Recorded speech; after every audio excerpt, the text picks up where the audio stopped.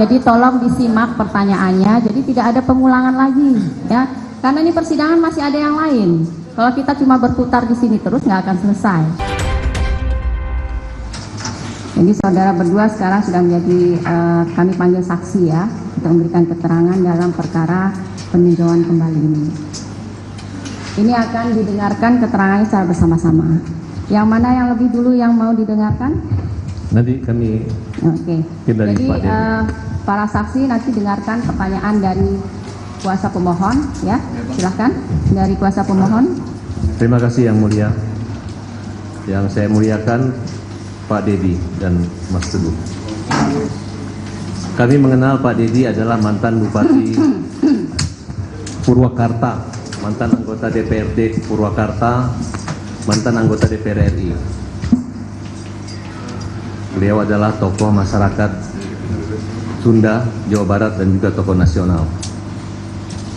Dalam agenda terakhir ini, kami melihat beberapa aktivitas Bapak yang harusnya ikut kampanye menjadi calon gubernur, tapi kok sangat fokus turun ke kota Cirebon. Kemudian beberapa hasil wawancara Bapak itu sangat mengejutkan dunia keadilan Indonesia dengan ditemukan beberapa fakta-fakta nyata, pengakuan-pengakuan dan pencabutan-pencabutan berita acara, keterangan baik di kepolisian maupun di pengadilan dalam satu kasus yang bernama Nina dan Eki. Ini menurut kami sebagai tim pengacara sangat membutuhkan kesaksian dari Bapak, karena kesaksian ini akan menjadi novum bagi kami untuk memperjuangkan saka dan keadilan Indonesia pada umum. Pertanyaan kami kepada Pak Dedi, kami ucapkan terima kasih. Semoga Bapak nggak terganggu kenyamanannya harus rapat hari ini. Kami benar-benar mengucapkan terima kasih. Semoga Allah membalas kebaikan Bapak. Pak Dedi Mulyadi, saudara saksi, apakah saudara mengerti kenapa saudara kami undang di hari ini? Saya mengerti diundang hari ini untuk memberikan keterangan, kesaksian apa yang saya ketahui. Kira-kira kasus apa Pak yang lagi kita panggil sesuai undangan kami? Mengajukan peninjauan kembali terhadap Adinda Saka Tatal terhadap vonis yang pernah dia jalani.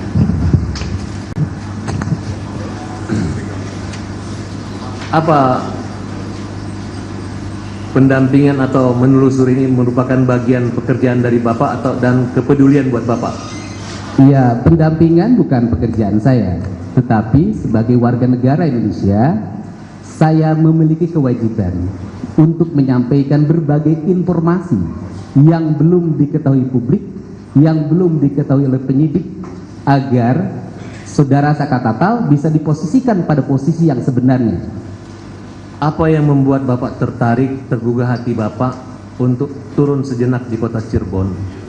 Keterpanggilan jiwa, karena ada masyarakat yang tidak berdaya menghadapi berbagai tuduhan, tuntutan, dan hukuman yang dialami tanpa sempat memberikan pembelaan yang sempurna dalam perjalanan hukumnya. Apa yang Bapak petik, Bapak rangkum, Bapak sampaikan kepada kami, kepada majelis? Titik ketidakadilan itu apa? Temuan Bapak yang Bapak dapatkan? Temuan yang saya dapatkan telah saya sajikan di channel YouTube Kang Dedi Mulyadi Channel. Dari seluruh temuan itu, saya yakin penyidik, siapapun yang punya hati pasti bisa melihat apa yang sebenarnya terjadi pada kasus ini. Bapak pernah mewawancarai Saka Tatal? Pernah. Nilai-nilai apa yang Bapak dapatkan? Iya, nilai yang dapatkan pertama dari sisi kemanusiaan. Saudara Saka Tatal pada usia remaja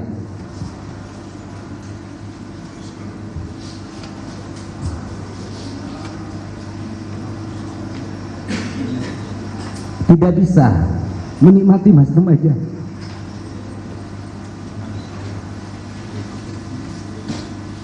Dan dia harus melewati penjara dalam kurun waktu yang lama. mengalami tekanan psikologi, tekanan fisik yang harus dia alami. Dan yang saya kagumi adalah setelah bebas, dia menyatakan menggugat pada negara bahwa dia tidak bersalah. Sikap ini adalah sikap patriotik anak muda Indonesia yang harus menjadi contoh. Bapak bertemu keluarganya, kakaknya, ibunya? Saya tidak hanya bertemu kakaknya. Bertemu kakaknya waktu pertama kali saya berkunjung dan bertemu saudaranya bernama Sadikun. Pak Dedi pernah ke rumahnya? Saya pernah ke rumahnya.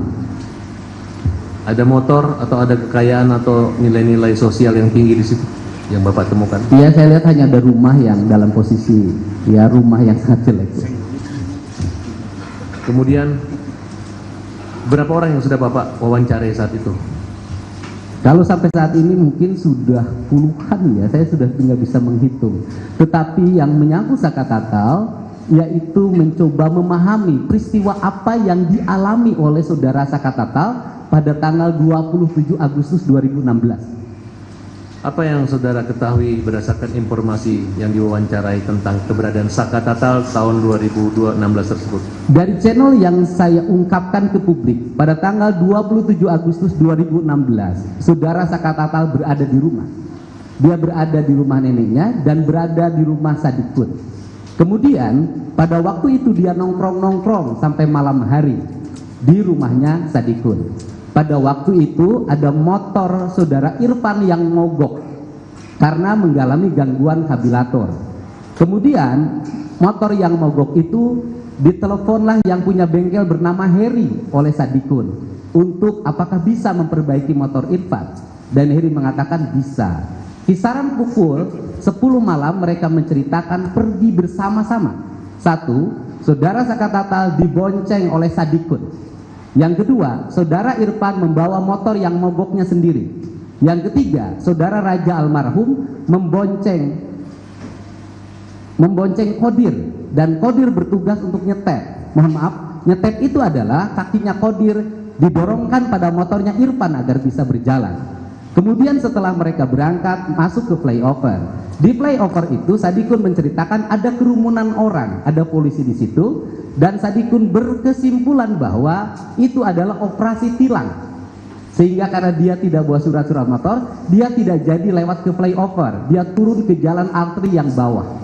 Kemudian mereka akhirnya sampailah ke bengkel Heri, dan bengkel Herinya motornya diperbaiki. Dari seluruh rangkaian yang saya lakukan bersifat mendadak, dalam bahasa hukumnya mungkin rekonstruksi, kalau saya tidak punya kewenangan untuk itu. Semua alur berjalan sempurna, tidak ada yang satu sama lain saling bertentangan. Kalau mereka berbohong, membuat skenario, saya pikir tidak akan bisa melakukan menceritakan sebuah rangkaian perjalanan seperti itu. Cara seperti itu hanya bisa dilakukan oleh orang-orang yang benar dan jujur dalam menyampaikannya. Yang Bapak temukan wawancara dengan siapa yang mendukung keterangan Bapak ini? Apakah Teguh? Wawancara yang waktu itu semua diwawancara. Ya, yang intinya yang mengetahui keberadaan Saka. Saka itu yang pertama, Sadikun.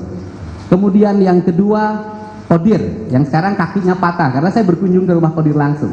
Kemudian yang ketiga, Irfan. Yang keempat, Heri yang punya bengkel. Dan saya bertanya pada mereka, kenapa seluruh pernyataan ini tidak disampaikan dulu pada sewaktu sidang? Mereka menjawab, kami menyampaikan, cuman diabaikan. Ada pertanyaan hukum kami yang kami pertanyakan adalah, kenapa pernyataan mereka di muka hukum yang diambil di atas sumpah oleh hakim itu diabaikan, sedangkan saudara Dede dan Aep yang tidak menyampaikan di depan majelis hakim dan tidak diambil di atas sumpah justru dijadikan dasar putusan.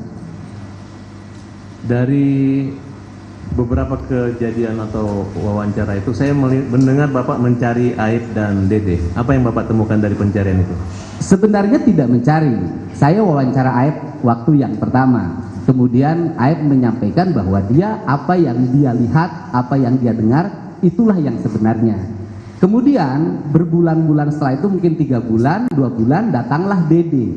Yang datang ke saya itu bukan dedenya, tapi kakaknya. Kakaknya datang ke saya bahwa Dede ingin menyampaikan sesuatu pada Pak Dedi. Kenapa pada saya?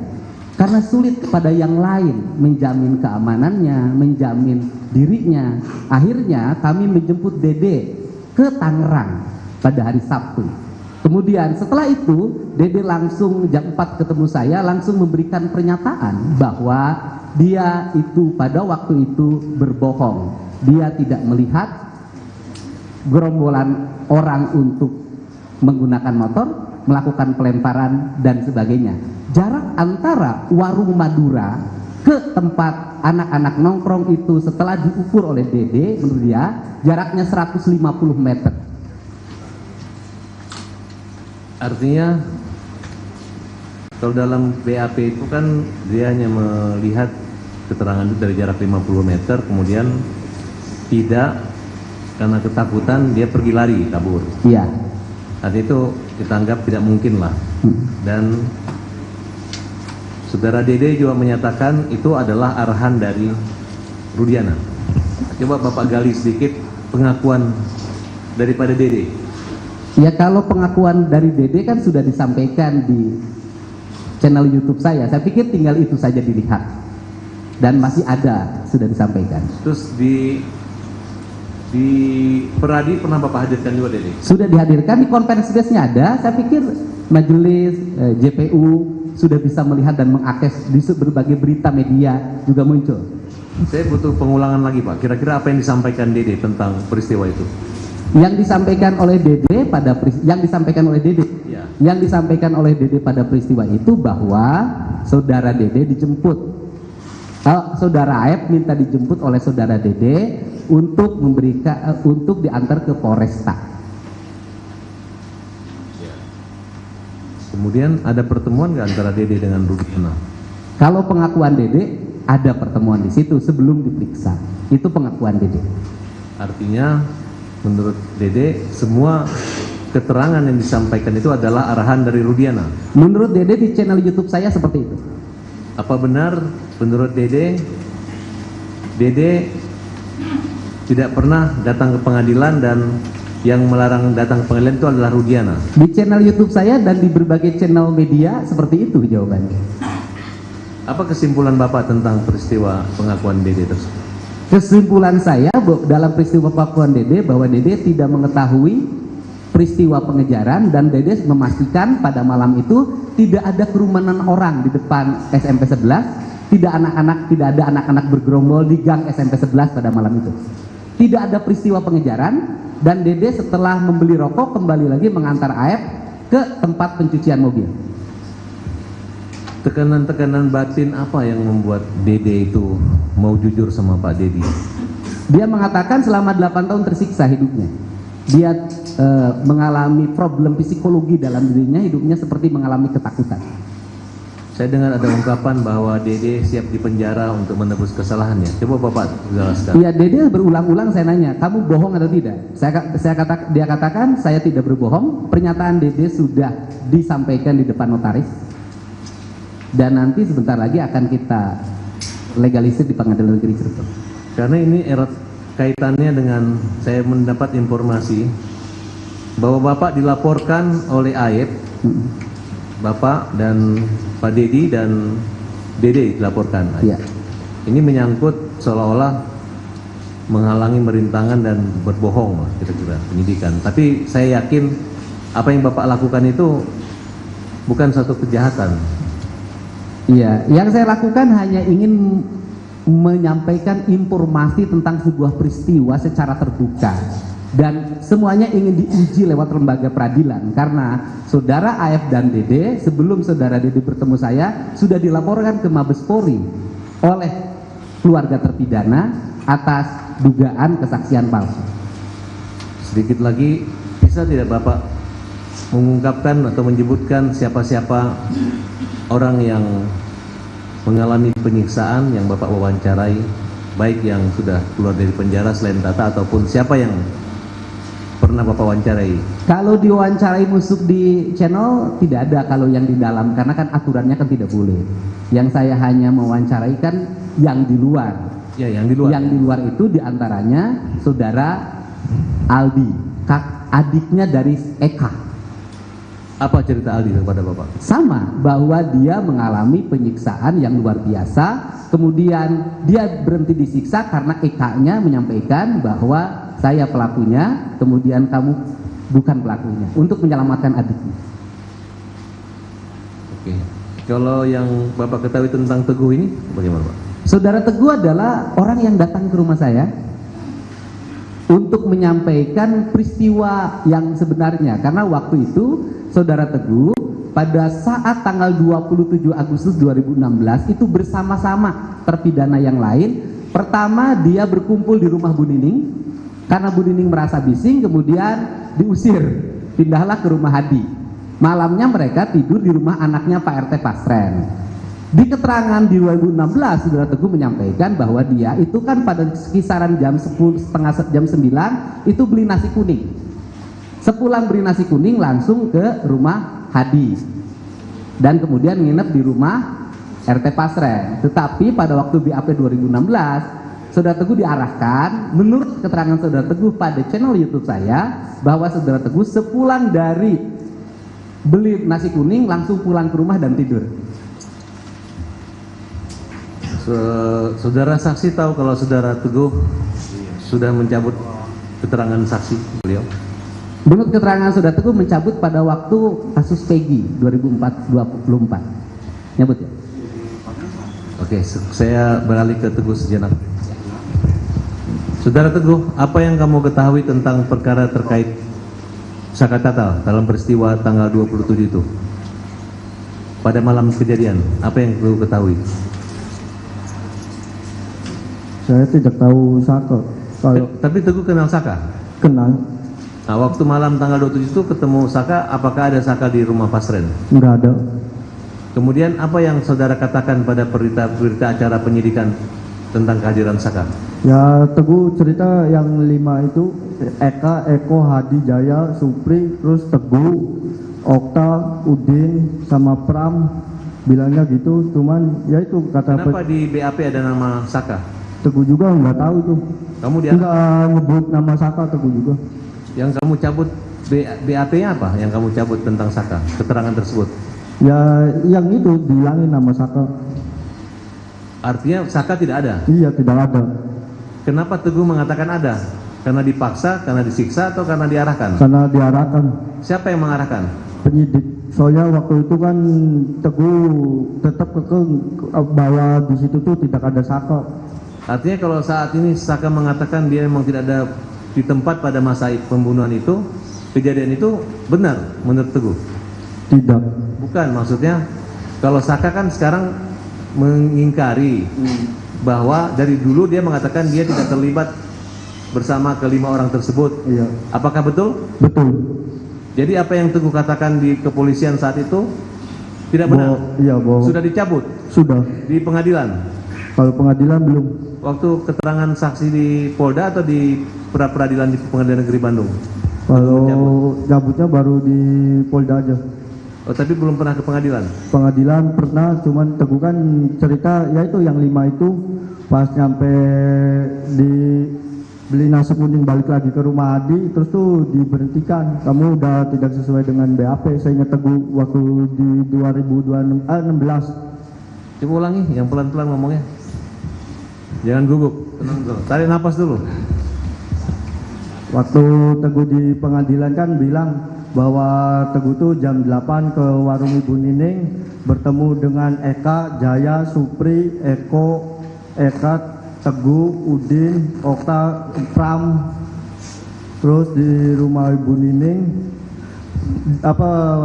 pindah ke rumah Hadi sekitar jam 9. Terus sekitar jam 9 tuh Teguh beli nasi kuning, balik lagi sekitar 15 menit nyampe ke rumah Adi, ketemu lagi sama yang 8 itu.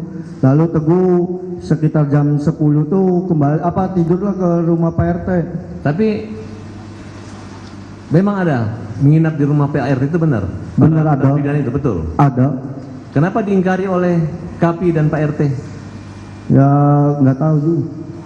Kamu yakin bahwa mereka memang di rumah Pak RT? Saya yakin. Ketika kamu mendengar Pak RT mengatakan tidak mengenal dan tidak ada di situ, tidak ada nginap-nginap, apa pendapat kamu? Kan diingkari, kan kamu ada di rumahnya Pak RT, betul? Bersama 5 orang itu tanpa saka kan? Iya. Nah, terus Pak RT tidak mengaku. Ya Teguh tetap bilang tidur di situ, terus ya lalu diarahkan pulang ke rumah Pram. Kapi kenal? Hah? Kapi, anak Pak RT, anak Pak Ya Sri. tahu aja, cuman nggak terlalu dekat. Oke. Ada yang mau tambah? Ditambahkan yang mulia. Juru bicaranya tetap seperti kemarin ya? Berapa orang? 3? 2? 3. Ya, silakan. Saya juga mengucapkan terima kasih kepada Pak Deddy Mulyadi yang mempunyai keberanian membongkar dalam fakta-fakta melalui channel YouTube-nya. Bapak tahu tidak risiko hukum yang akan diterima oleh Bapak sendiri? Bahwa kan dari pihak sana juga melaporkan bahwa itu risiko hukumnya. Tahu tidak Pak risiko hukumnya? Ya, setiap perbuatan pasti ada resikonya. Dan tahu resiko hukumnya, saya bisanya dijerat dengan undang-undang IT. Udah siap tuh Pak Deddy? Setiap berbuat pasti harus dipertanggungjawabkan. Terima kasih Pak Deddy. Bapak mewawancarai Dede yang ada di channel YouTube-nya Bapak. Apa Pak yang melatar belakangi Dede mau berbuat satu kebohongan dalam peristiwa malam itu, seolah-olah bahwa Dede ada di tempat? Apa yang Bapak ketahui itu? Kalau pengakuan pada saya karena kepolosan dirinya, tingkat strata sosial dirinya yang rendah, karena dia sekolahnya cuma SMP, statusnya mungkin kuli bangunan hari ini ya, waktu itu setim mobil, dan kemudian juga ketidakmampuan power diri menghadapi orang yang berseragam. Baik, gitu. Saya ada lihat tayangan Pak di media ya. Lalu kalau nggak salah Pak Deddy bersama dengan rekan advokat lainnya melaporkan Kasren dan Kapi ya kalau nggak salah. Kenapa Pak Deddy dilaporkan Kasren dan Kapi itu, kenapa dilaporkan? Yang melaporkan bukan saya, yang melaporkan keluarga terpidana. Oh, keluarga terpidana. Apa yang Saya Pak dan Deddy kuasa ketahui? hukum. Iya, karena di situ ada perbedaan pengakuan. Sampai hari ini baik terpidana maupun tetangga, karena masih banyak lagi di saya sumber yang belum saya tayangkan, baik tetangga, orang yang lewat, Teguh, Pram yang tidak ditahan ya, posisi bukan terpidana, mereka meyakini betul bahwa malam itu mereka tidur di rumah anaknya Pak RT. Yakin dia? Ya, mereka yakin, jadi semua menyatakan yakin. Jadi keyakinannya bukan hanya terpidana, orang yang tidak terlibat pidana pun yakin. Yang terakhir yang sampai ke saya nanti saya tayangkan adalah bekas ketua penyelenggara Agustusan, karena dia melihat pagi-pagi anak-anak itu tidur di rumah Pak RT dan jendela rumahnya karena dia tetangga aja. Lalu kemudian kalau menurut saudara saksi ya, kalau menurut saudara saksi, hasil investigasi secara independen sendiri yang dilakukan oleh Pak Deddy Mulyadi, seluruhnya sudah hampir diwawancarai oleh Pak Deddy.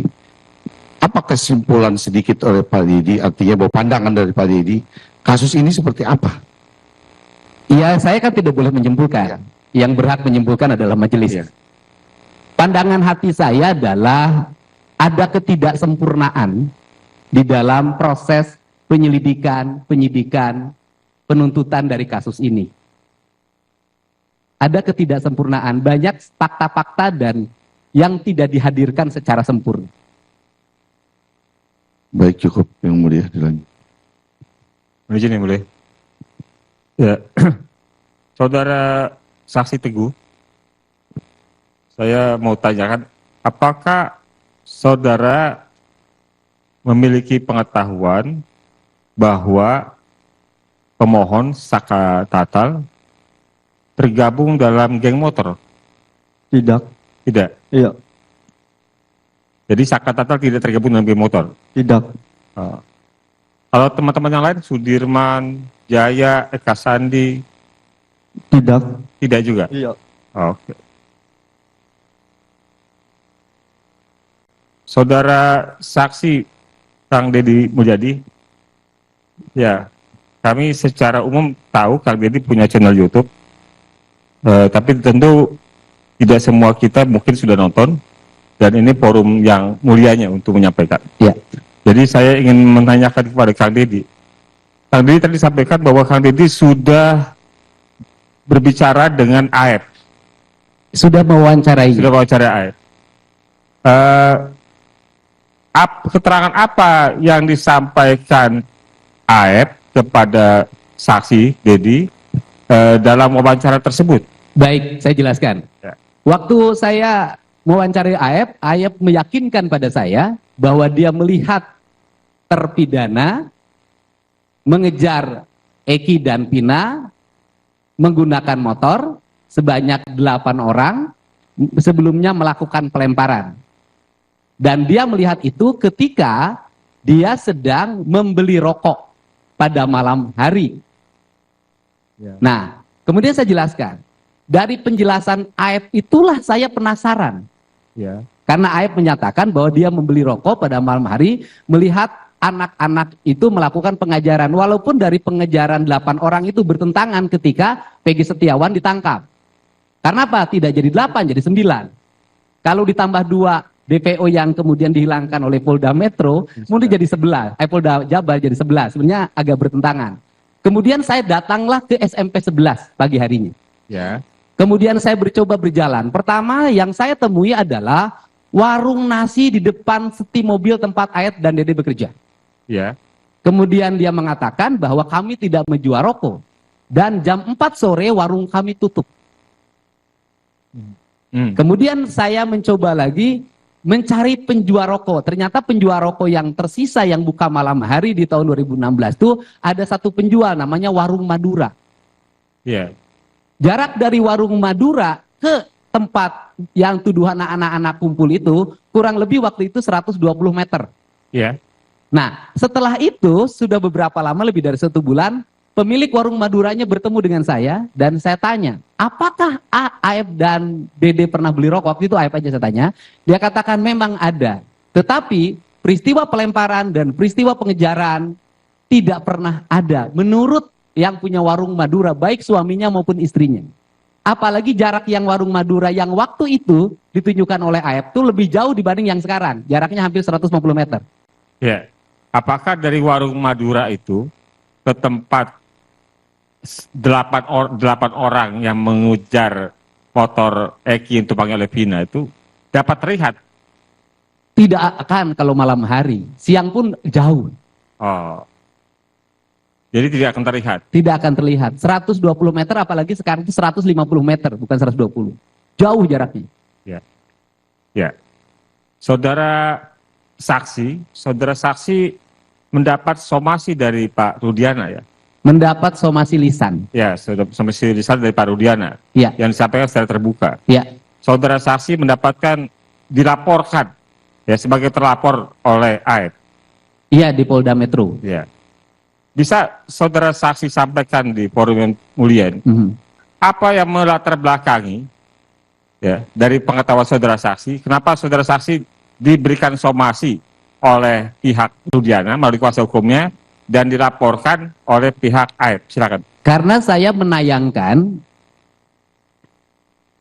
pernyataan dari saudara Dede yang mengatakan bahwa saudara Dede tidak pernah melihat pengejaran, tidak pernah melihat pelemparan, dan saudara mengatakan pengejaran dan pelemparan itu bohong.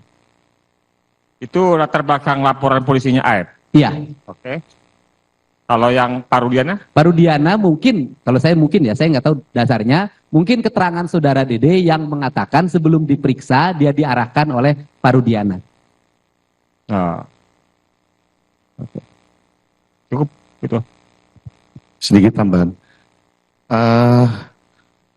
Pak Deddy, apakah Pak Deddy pernah melakukan penelusuran kepada keluarga Vina? Pernah.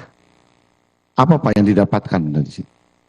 Yang didapatkan yang pertama bahwa penjelasan dari ibunya Peggy pada waktu peristiwa tanggal 27 Agustus 2016, Peggy tidak berada di rumah. Peggy tidak berada di rumah, tapi berada di Bandung bekerja dengan bapak. Pina. Pina. Pina. Pina. Iya, keluarga Pina. Oh iya, baik. Kedengarannya Peggy.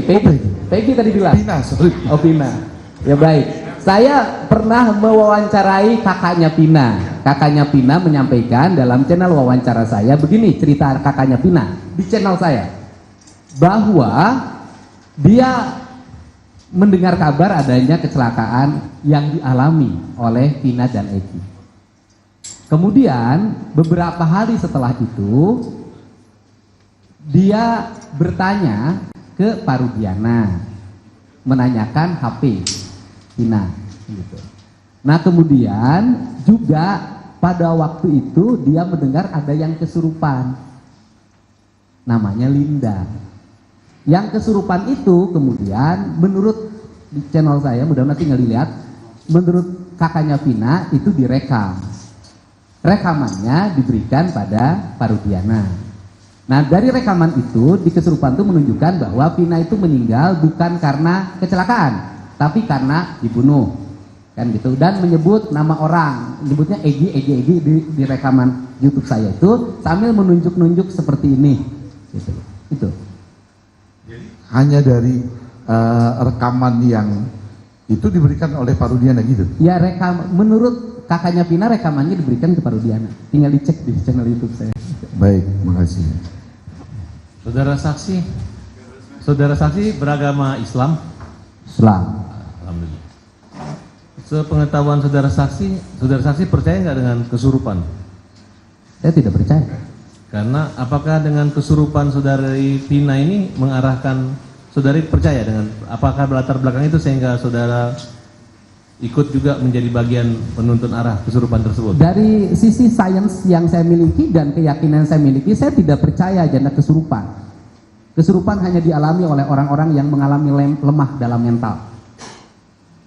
Artinya kesurupan dalam Pina yang di dalam Linda itu saudara kesampingkan ya? Tidak percaya terhadap kesurupan. Baik. Kan karena nanti ruhnya nggak bisa dihadirkan di pengadilan. Oke, saudara saksi, pertanyaan saya tambah. Sejauh apa saudara saksi mengenal Edi? Apakah mengenal juga saudaranya atau orang tuanya? Baru mengenal sekarang setelah dia datang ke rumah. Kenal bapaknya? Tidak. Saya sudah informasi katanya ayahnya Edi sering berkomunikasi dengan Pak Edi. Oh tidak pernah, ayahnya kan sudah meninggal. Kesurupan kan. Ayahnya Aep itu warga Purwakarta. Dia tinggal di desa Palinggihan. Saya waktu itu setelah Aep susah dihubungi, saya mencoba bertemu dengan ayahnya untuk bertanya Aep di mana posisinya. Dan kemudian bapaknya mengalami tekanan psikologi yang luar biasa. Apa yang diceritakan ayahnya? Mengingat anaknya ini kan bertentangan nih, karena dia merasa diizinkan sama Aep. Nah sekarang coba ceritakan kondisi fisiknya ayahnya ketika dekat rumah. Waktu awal saya ketemu ayahnya Aep, waktu itu saya belum bertemu Dede. Bapaknya memang seperti mengalami ketertekanan psikologi, walaupun merahasiakan di mana posisinya Aep, hanya menyampaikan Aep berada di Bandung, kan gitu. Nah, kemudian setelah Dede ditemukan bertemu dengan saya, 3 hari yang lalu, 3 hari yang lalu, ayahnya Aep datang ke saya diantar pamannya untuk menyampaikan keluhan bahwa ayahnya mengalami tekanan psikologi yang berat sehubungan dengan kesulitan untuk bertemu dengan Aep menurut ayahnya. Ayahnya secara pribadi atau seluruh keluarga Aep?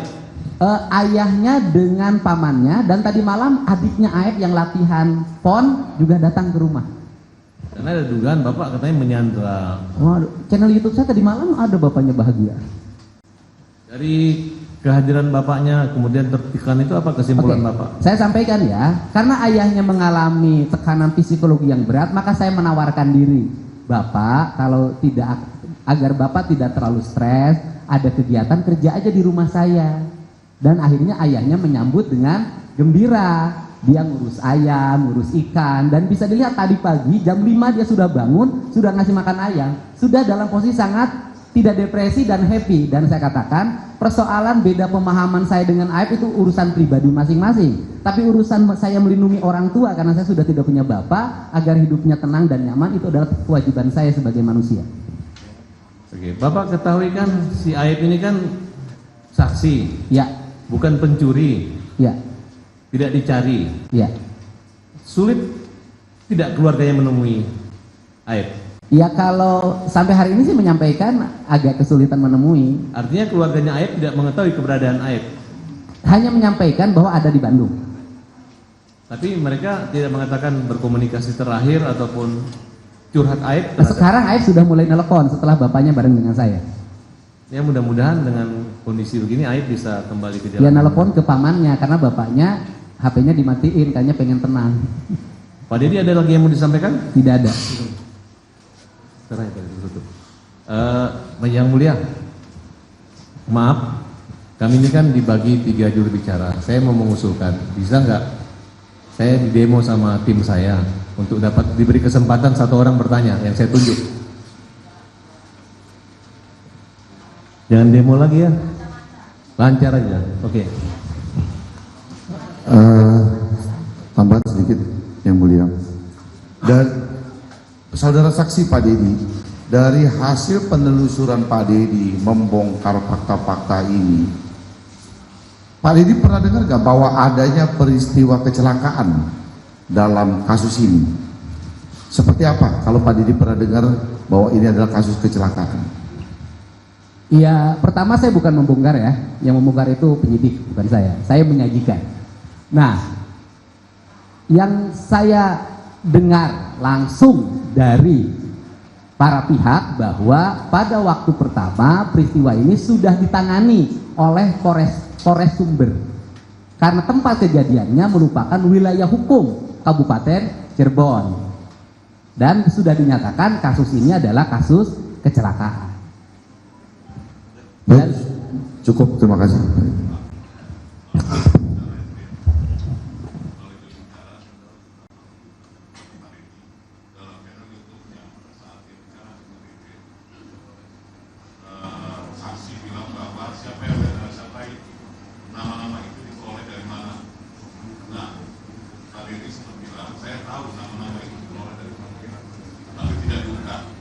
Bisa dijawab, Pak Dedi? Oh, di channel YouTube saya itu kan nama-nama itu diperoleh dari mana, tinggal baca BAP.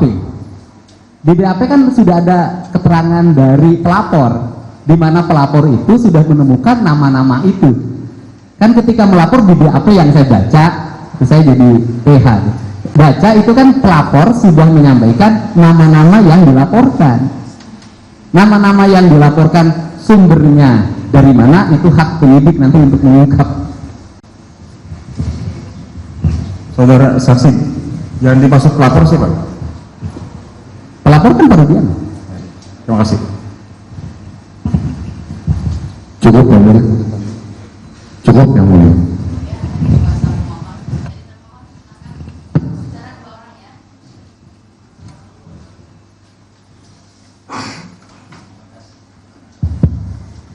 Terima kasih Yang Mulia. Saya hormati Pak Dedi. Sebelumnya saya berterima kasih dan menghargai sebesar-besarnya usaha Pak Dedi dalam mengungkap semua kebenaran ya. Lepas dari kebenaran itu pahit atau manis, kita harus ungkap. Tetapi saya juga ingin mungkin menegaskan beberapa hal terkait dari hasil wawancara Pak Dedi selama ini yang Pak Dedi lakukan. Apakah ada Pak Dedi melakukan upaya untuk, tadi seperti Pak Dedi sampaikan ada keterangan bahwa RT Pasren ya menerangkan bagaimana itu pernah ada upaya? Saya beberapa kali berkunjung ke rumah Pak RT Pasren, beberapa kali, tapi selalu tutup rumahnya dan sulit dihubungi. Beda dengan saksi yang lain, mudah banget. Berarti Bahkan ketemu ketua RW, saya pernah meminta bertemu Pak RT Pasren, tapi tidak bisa ketemu. berarti gagal ya intinya seperti itu. Nah kemudian Pak Dedi tadi menerangkan bahwa saksi Teguh di dalam YouTube-nya menerangkan bahwa tidak pernah melihat Sakatata, ya seperti itu. Dan itu saksi Teguh kemudian mencabut, ya benar ya, seperti itu. Nah, saya juga ingin menegaskan bahwa memang sebenarnya dari awal berkas perkara dan keterangan saksi Teguh menerangkan tidak pernah melihat Sakatata ada di lokasi seperti itu. Nah, sehingga saksi Teguh ini memang tidak dijadikan saksi dalam perkara Sakatata. Itu fakta yang ada dalam berkas perkara dan putusan pengadilan, gitu ya. Baik, saya jelaskan. Di channel YouTube saya, Saudara Teguh tidak menjelaskan masalah Sakatata. Di channel YouTube saya, Saudara Teguh menjelaskan, dia sambil menangis bisa dilihat di situ, bahwa dulu di 2016 di BAP-nya dia pertama berkumpul di rumah Bu Nining, kemudian setelah itu Saudara Teguh membeli nasi kuning. Kemudian di BAP 2016 setelah beli nasi kuning, Saudara Teguh langsung pulang ke rumah Pram bareng berdua dan nginep di rumah Pram. Tetapi di channel YouTube saya dia mengatakan bahwa itu bohong. Yang benar itu adalah setelah beli nasi kuning, Saudara Teguh kembali lagi ke rumahnya Bu Nining, kemudian ke rumahnya Hadi dan ikut nginep di rumahnya anaknya Pak RT Pasren. Untuk itu keterangan di channel YouTube saya. Oke. Kalau gitu saya juga ingin menegaskan ini dari saksi Teguh sesuai dengan BAP, kemudian sesuai dengan keterangan waktu di pengadilan yang terkait perkara dewasa, bahwa saksi Teguh mengaku pada hari Sabtu tanggal 27 Agustus 2016 jam 21 sampai jam 23 acara bakar-bakaran ayam bersama terdakwa Sudirman, terdakwa Eka Sandi, terdakwa Eko, terdakwa Hadi, terdakwa Supriyanto. Nah, hal itu diterangkan oleh saksi Teguh karena ada satu orang laki-laki meminta saksi Teguh untuk menerangkan hal yang tidak sesuai faktanya, yang mana saksi Teguh menerangkan seseorang itu adalah pengacara bernama Yogi, yaitu pengacara dari terdakwa. Apakah itu benar? Tidak, itu. Ini dicatat di dalam ini, berarti ini yang mau dicabut. Itu ya belum dicabut satu waktu. Berarti yang mau dicabut yang ini. Iya. Berarti tidak benar keterangan ini. Iya. Seperti itu ya. Iya. Oke. Kemudian, ya tentu saja kita harus nanti juga terkait. Itu keterangannya di mana? Ya Pak, ya Bu. BAP yang mana? Di putusan Bu, di putusan yang serta mana? di BAP Kan ada atas nama beberapa Teguh. putusan. Putusan Ada 3 nomor putusan. 4, putusan nomor 4 2017 atas nama saksi Teguh Wijaya. Di sana saksi Teguh menerangkan seperti itu. Oke. Nah, kemudian ini mungkin kita langsung ke pokok permasalahan saja ya Pak Teddy dan Pak Teguh, karena saya pikir ini sudah terlalu melebar kemana-mana. Karena menurut kami pada awalnya memang tim dari pemohon menyatakan bahwa ini adalah kecelakaan lalu lintas tunggal. Tetapi mungkin dari sebagian besar apa yang Pak Dedi sampaikan, kami ingin menegaskan apakah Pak Dedi memang bisa menyatakan bahwa itu ada kecelakaan tunggal dan memang Pak Dedi menyaksikan sendiri atau bagaimana mengetahui sendiri ada peristiwa kecelakaan seperti itu. Sebentar ya sebelum dijawab. Ini berdasarkan cerita, ya, bukan berdasarkan ia berada di situ. Jadi ya, makanya sebentar, gantian bicaranya. Dari tadi kami kan pasif ya, sekarang kami ingin bicara, ya. Jadi ini atas keterangan ini ada cerita dari orang yang bercerita, ya. Posisikan bahwa ini adalah saksi, bukan terdakwa. Jadi jangan diarahkan, jangan ditekan, jangan dipaksa untuk keterangannya. Bebaskan untuk saksi berbicara. Gitu ya. Kami hanya ingin menegaskan supaya itu dicatat di tetap akan dicatat dalam berita acara. Semua persidangan, semua apa yang terjadi dalam persidangan tetap dicatat dalam berita acara. Terima kasih, Pak. Terima kasih, Pak.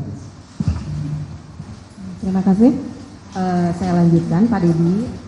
Dalam hal ini, sebagaimana yang disampaikan oleh majelis, artinya dalam hal ini Bapak adalah sebagai saksi de audito ya, ada testimoni de audito ya, artinya yang mendengar, mengumpulkan dan sebagainya. Artinya seperti itu, bukan saksi fakta yang pada saat kejadian ada di situ, baik itu ada di tempat kecelakaan di jembatan, kemudian kejadian di showroom, di belakang showroom, kemudian kejadian mengejar dan sebagainya, Bapak tidak mengetahui secara pasti. Nah, dalam hal ini Bapak kedudukannya bukan sebagai saksi fakta, tetapi sebagai saksi testimoni de audito ya, begitu. Nah, saya ingin tanyakan tadi terkait Bapak dengan ada panggilan ingin menyampaikan bahwa mencari tahu dari keterangan saksi gitu ya, itu kan di luar persidangan. Ya kan, artinya keterangan yang disampaikan oleh mereka itu tidak disumpah, ya kan, artinya mereka bebas memberikan keterangan tapi itu tidak di bawah sumpah. Nah, ketika disandingkan dengan keterangan mereka sebagai saksi yang ada di persidangan yang kemudian kami sidangkan, kemudian hasilnya ada putusan dan sampai tingkat pertama, banding sampai dengan kasasi. Ya, di hasil keterangan-keterangan itu tuh mungkin keterangan yang Bapak sampaikan itu ada persamaannya dengan berkas dan ada juga perbedaannya sedikit mungkin ya, yang Bapak sampaikan. Nah, tetapi dalam hal ini yang saya ingin tahu, Langsung ke pertanyaan ya. Siap yang mulia. Apa alasannya Bapak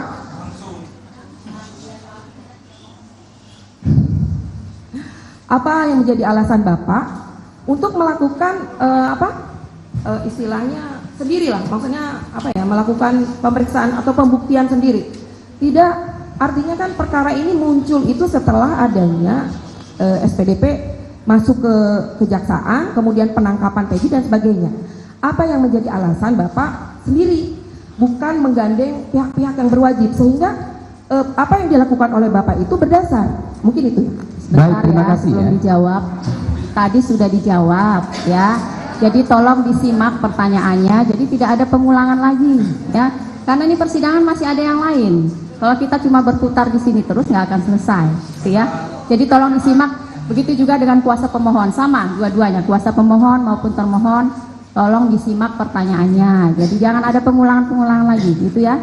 Baik, terima kasih yang mulia. Saya hanya ingin lebih mendetail aja Bu, artinya tadi kan sudah memang mengatakan bahwa itu panggilan jiwa. Artinya maksud saya, kalaupun seperti ini kan, iya. Jadi maksud saya tadi, Bapak itu melakukan itu sendiri, kenapa tidak menggandeng pihak kepolisian? Yang pertama bahwa saya tidak punya kewajiban untuk bekerja sama dengan siapapun. Karena tugas saya aja menyajikan informasi. Informasi ini bisa digunakan oleh kuasa hukum, bisa digunakan oleh jaksa, bisa digunakan oleh penyidik. Dan seluruhnya kan terbukti hari ini bahwa seluruh data informasi yang saya sampaikan bisa menjadi landasan bagi PK-nya Sakatata dan nanti bisa menjadi landasan bagi PK-nya 7 terpidana. Dan kemudian para pihak yang berkeberatan terhadap berbagai kesaksian yang diduga palsu 2016 semuanya berproses, dilaporkan ke Mabes Polri. Apa yang saya lakukan sesungguhnya adalah bagian dari upaya saya untuk membantu alat penegak hukum agar mendapat informasi yang sempurna terhadap peristiwa ini. Baik, terima kasih. Sekarang untuk Pak Teguh ya.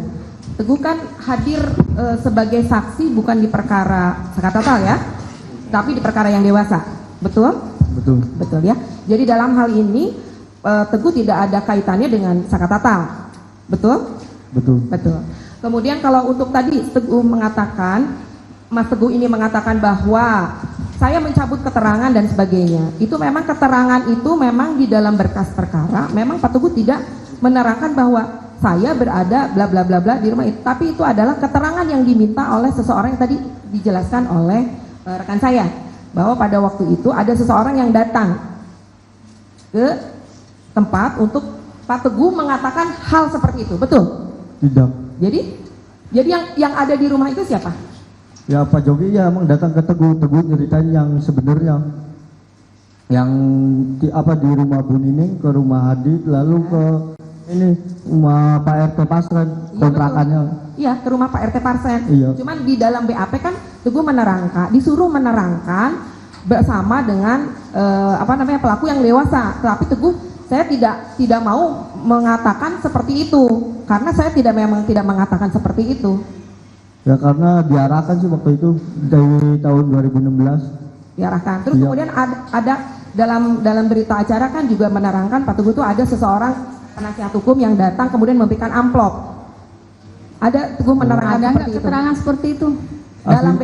Dalam BAP. Aslinya sih tidak ada itu tuh. Tidak ada. Iya, Kemudian datang ke persidangan waktu menjadi saksi. iya, Datang. iya. Kemudian ada majelis hakim waktu itu menanyakan, termasuk dengan datangnya berbarengan bersama dengan RT Pasren tidak? Iya, Iya. iya. Pada waktu itu ada majelis hakim menanyakan terkait siapa PH-nya, kemudian ada tidak menunjuk siapa PH-nya? PH-nya. Iya. Pengacara, maksudnya saya, maaf, pengacara yang waktu itu mendampingi Bentar ya. ke-8 gitu. Tadi dari termohon juga bilang nanti melebar kemana-mana, akhirnya jadi melebar kemana-mana. Sebentar ya, jadi fokuskan, tadi kan pertanyaannya ada nggak zakat tatal di situ gitu loh. Itu maksudnya.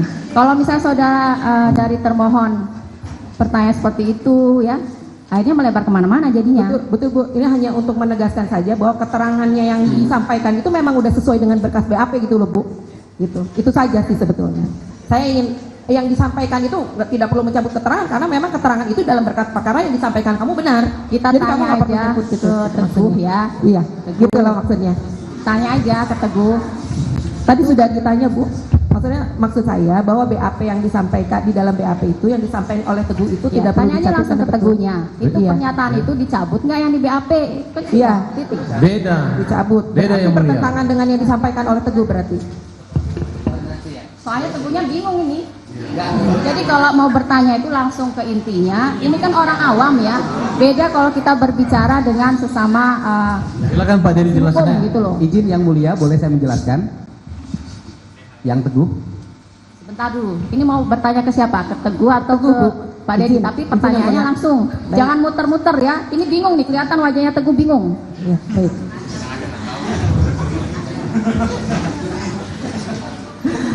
Saya tidak membuat Teguh bingung, tidak. Iya, saya sudah menyampaikan ke Iya. channelnya Pak Dedi.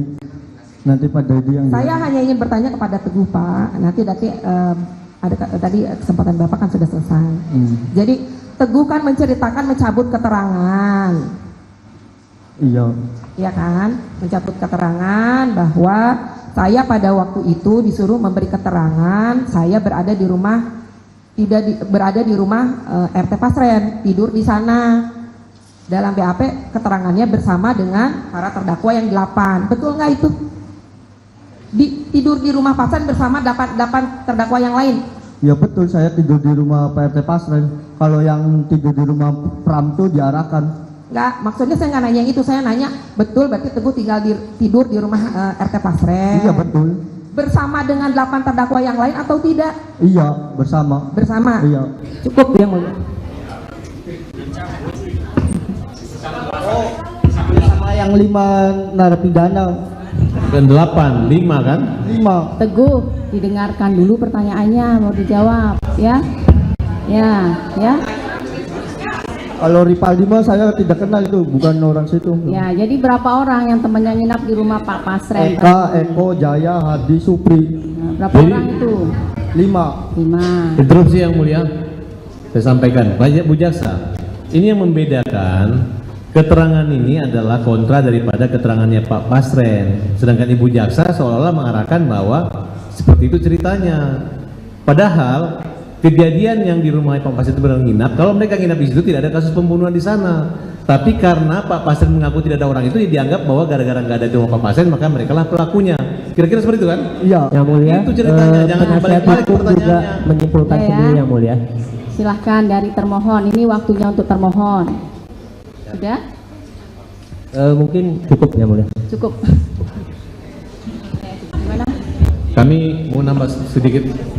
Pak Dedi, sepengetahuan Pak Dedi dari kesimpulan dan hasil Bapak menjalani semua tanya jawab ini murni pembunuhan berencana pemerkosaan atau kecelakaan? Kalau berdasarkan penelusuran yang saya lakukan dan mencoba mengkonfirmasi dari berbagai saksi, Kalau menurut saya ini kasus kecelakaan murni. Kalau menurut Teguh, ini kecelakaan murni atau pembunuhan atau pemerkosaan? Ya setahu Teguh mah tadinya kecelakaan tunggal, tidak ada pembunuhan. Cukup. Terima kasih Yang Mulia. Terima kasih.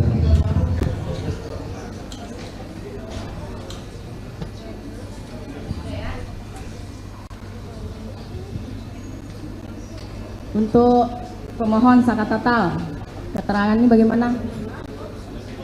Benar semua atau nggak tahu sebenarnya?